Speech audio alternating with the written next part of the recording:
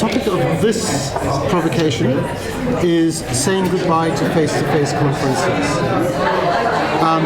But let's first just talk about... Who's making notes? Don't worry. On your phone, that's great. Yeah. And then you actually swipe them there. That's great. You've got this new technology. Just press a button and it just appears. I love it. Okay. Your experiences, good experiences of conferences, whether face-to-face or online. What's a good thing that you've gotten from a conference? Let's just hear from a couple of people.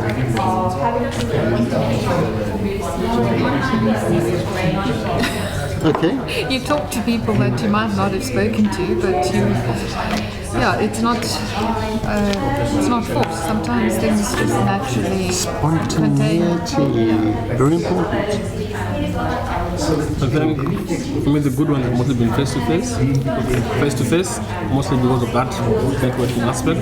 Okay. And what's good about it? It's more real. It feels real. It appeals more to the senses, the more five senses. Okay. I can touch, I can feel, I can smell. Yeah. Okay, let's get one more. Multi-dimensional discussions, so not being structured into here's your question and this is what this section of your Zoom breakout room has to discuss for 5 minutes, which limits you to just look at one topic, but doesn't. It's like in the library. Yes. The real books that are interesting are the ones that are next to the one that you actually originally looked up in the catalog. Absolutely. So, I'll come back to what you said a little bit later, because I find it interesting you talked about a particular experience of online conferences and online interaction. Okay. It's clear that conference attendance is integral to research and practitioner communities, and has been for a very, very long time. You can't talk about a practitioner or a research community without thinking about where do people meet, along with the question of what are their journals, etc., and what are the key issues, and so on. But I think the problem is that we have become addicted to face-to-face conferences, and this addiction is fueled by the incentives that come from research funding that pays us to go to conferences and sometimes pays for conference tourism as well, and that there's this whole ecosystem of for-profit conference organizing organizations that fuel that addiction, sometimes on the basis of conferences that are not that good anyway. Okay, and we've all been to a conference or two like that. Okay. But what I suggest is that being reliant on face-to-face conferences, particularly big international face-to-face conferences, has become problematic and possibly even irresponsible for a number of reasons.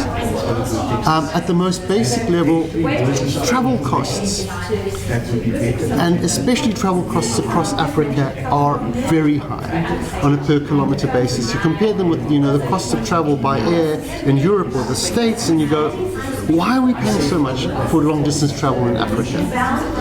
And a lot of universities don't even pay for their staff to go to conferences anymore. And then, of course, we have the whole issue of our carbon footprints. We are working through a lot of carbon when we move between international conferences, for example. And a lot of people are asking questions, should I be doing this? Does it make sense to go to this many face-to-face conferences, including the best conferences in the field, if I'm just adding to the ecological problem? And then, of course, each of us has the wonderful opportunity of being a vector of the pandemic. If not this one, then possibly the next one. So there are a lot of reasons why a lot of people are questioning, and have been for years questioning, our reliance on face-to-face conferences. It's not like alternatives aren't available. In 1984, Lisa Kimball organized an online conference which worked between two mainframes connected by phone lines and connected to their participants by, phone lines and modems. Okay. 1992, Terry Anderson organized quite a big distance education online conference for people who couldn't make the face-to-face conference in the field. And the whole thing has been proliferating since then, with more and more online conferences supplied by increasing amounts of bandwidth, better technologies, richer multimodal experiences than ever, a shift from text-based to more synchronous, and in many cases a strong component and a strong focus on good facilitation as well. Bolter talks about the idea of remediation. We take something that we used to do face-to-face only, and we think about what we can do with it online. And maybe the online form of it works out to be a bit different as we take account of the affordances of the technology. Online conferences are not just for other continents. They've been happening in Africa as well for a long time. The first online conference in Africa that I'm aware of was somewhere around 2002. The first online conference I was involved with was the Emerge 2004 conference. And I've worked with colleagues since then to design and convene a whole series of online conferences about teaching with technology in African higher education. 2004, 6, 8, 2012, 2015, 2018. And we've shifted more towards synchronous, and the interactions have become a bit richer in a multimodal sense. But we've tried to avoid reproducing the face-to-face bad conference model of short slices of time for presentation, almost no interaction, almost no depth in conversation. By allowing for depth in asynchronous conversation, allowing for more time for engaging with any presentation, allowing for people to engage live and allowing for people to engage with the recording and still take part in the asynchronous conversation. And with spaces for spontaneity, open spaces where anyone can suggest a topic and lead conversation on that topic, not just the stuff on the schedule, allowing for social spaces where people can get to know each other and a bit about their lives and shared humanity. Okay, so there are different models, and there of course have been models in a number of research communities. I'm also familiar with the research that's come out of the Sakai or Apereo community, which has done some very good online conferences the last few years. I've got some questions. One, would you agree that it's irresponsible to rely so heavily on face-to-face conferences for our researcher and educator communities? The second one is, how much face-to-face interaction do we really need in a conference in order to support the health and growth of our communities? And the third one is, what changes do we need to make at the level of the individual, within our communities and within our institutions, to take advantage of the affordances of online conferences when the costs and risks of face-to-face conferences so often outweigh their benefits? I think that might be enough provocation for now.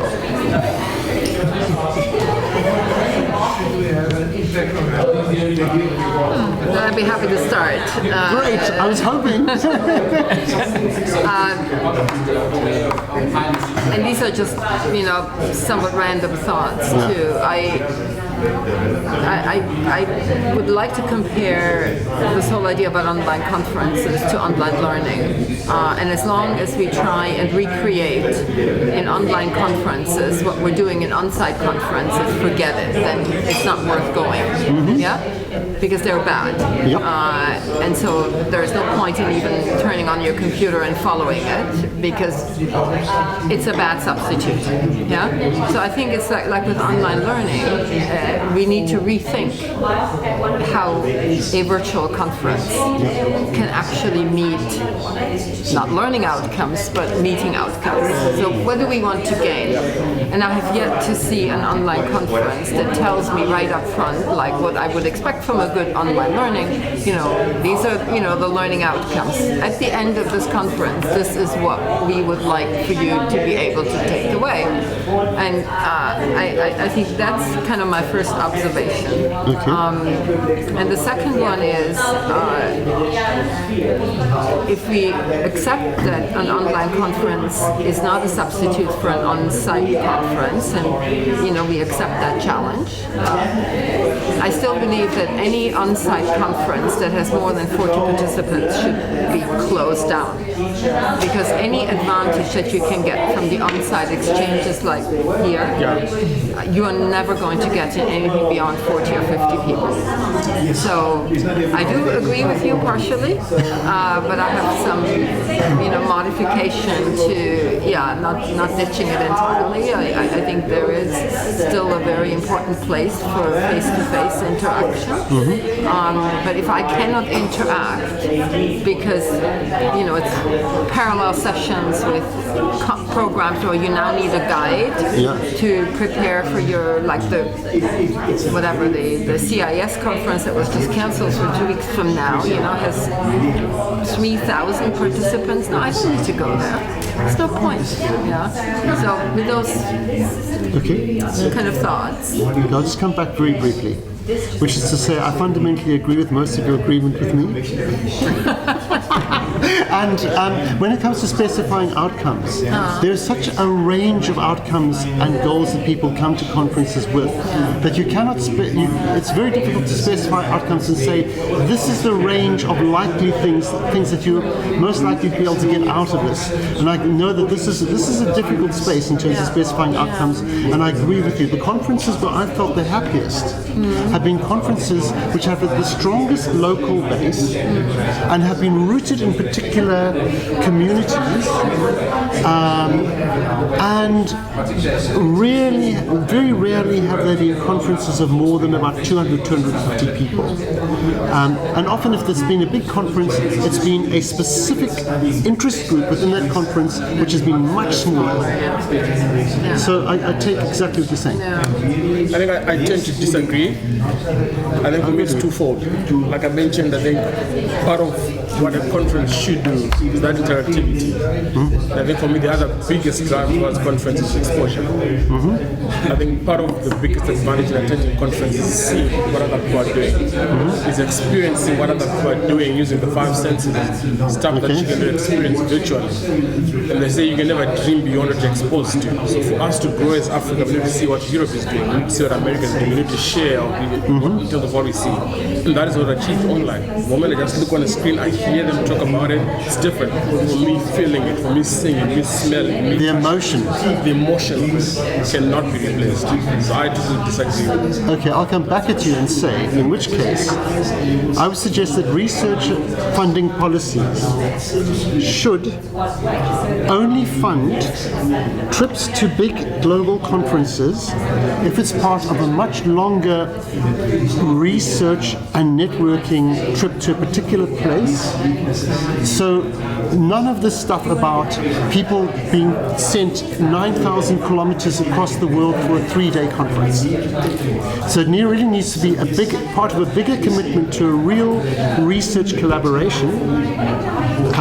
Otherwise, the disadvantages we're going to kick in. I think in both modes of delivery, we have to be very intentional. Even doing it online, where we think we're cutting costs of traveling and etc., there's a time aspect to it.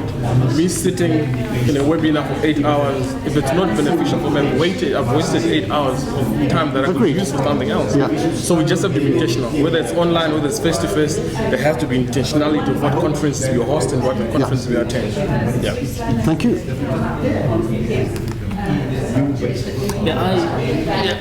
I also believe that, in terms of, I also have 2 minds on this.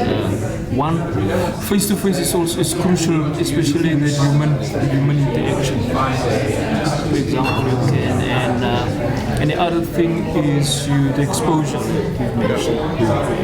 You expose, and sometimes you can online is more rigid. You can't.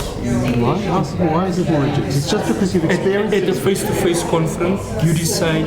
I mean, you see if a bigger view what's going on, or you have a larger view in terms of who's there. You can decide. Okay. How many online conferences have you been at so far? 10. Okay, and all of them came across as rigid.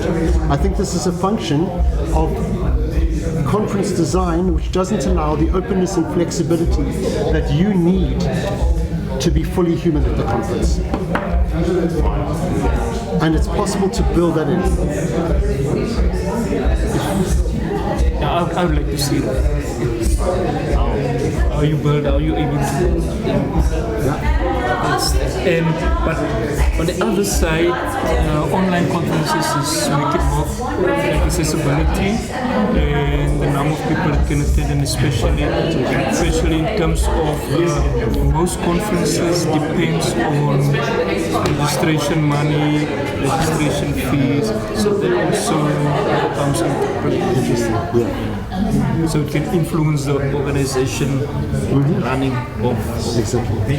So I think sometimes face-to-face conferences are marginalising those that are joining the conference maybe for the first time. Exactly. Or timid ones. So I'm not a huge conference goer. I'm not the most outgoing person in a big group. So to go up to somebody is quite a challenge. So I identify this, I have to work with it. But if you have a smaller group where you're discussing things, I'll be quite happy to have that conversation. And there are many people who feel this way, and that was also related to the question or the comment I made earlier. That there are people that for whom this is an unnatural space and they feel uncomfortable. It doesn't mean they don't have something good to contribute. Absolutely. They don't have the confidence. And maybe the online version to some extent helps them overcome that, but I think they should still have some face-to-face, because there's nothing like talking to somebody. Also collaboration, face-to-face collaboration versus the online collaboration.